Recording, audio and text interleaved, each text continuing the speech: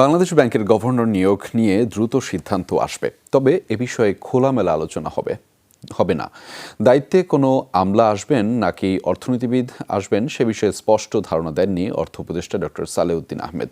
তার মতে rules of বিজনেসের অনুযায়ী চলতে পারে বাংলাদেশ ব্যাংক। জানিয়েছেন এটিএম বুথের সেবা স্বাভাবিক করতে কাজ চলছে। এটিএম বুথে টাকা যেন সোনার হরিণ, কার্যত অচল রাজধানীর বেশিরভাগ মেশিন। যেখানে টাকা মিলছে সেখানেও পরিমাণ প্রয়োজনের চেয়ে কম। সারা দেশের ১৩,০০০ এটিএম বুথে কম বেশি একই দৃশ্য, ফলে তীব্র হচ্ছে নগদ টাকার সংকট।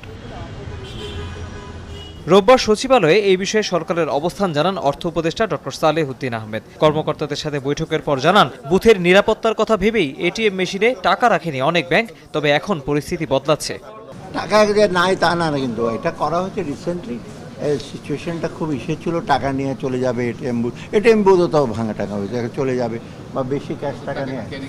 হ্যাঁ, ক্যারি, এটা তো আমি তো জানি বাংলাদেশ ব্যাংকে প্রত্যেকদিন সকালবেলা ব্যাংকাররা তো বড় বড় ট্রাঙ্ক নিয়ে আসে, টাকা পয়সা নিয়ে যাবে, রাস্তায় যাওয়ার পরে তো তার টাকা এসে যাবে। এইগুলো করা হচ্ছে, এগুলো সব নর্মাল।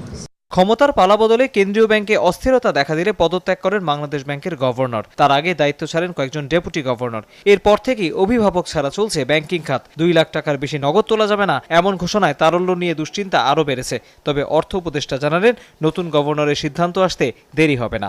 বাংলাদেশ ব্যাংকটা হলো সবচেয়ে বড় চ্যালেঞ্জ আমাদের। এনবিআরসির সরকারি ইস্যু নিয়ে আমরা এখনো ইস্যু না, ওটা তো অন্য ব্যাপার, ওগুলো আমরা পরে দেখব। অ্যাডমিনিস্ট্রেশনের ব্যাপারে গভর্নরগুলো আর হয়তো সিকিউরিটি এক্সচেঞ্জ কমিশন বলে রিজাইন করছে, এগুলো আমরা ইমিডিয়েটলি। মন্ত্রণালয়ের ৪ বিভাগের সাথে বৈঠকে কর্মকর্তাদের কোনো কাজ ফেলে না রাখার নির্দেশ দেন নতুন অর্থ ও পরিকল্পনা উপদেষ্টা।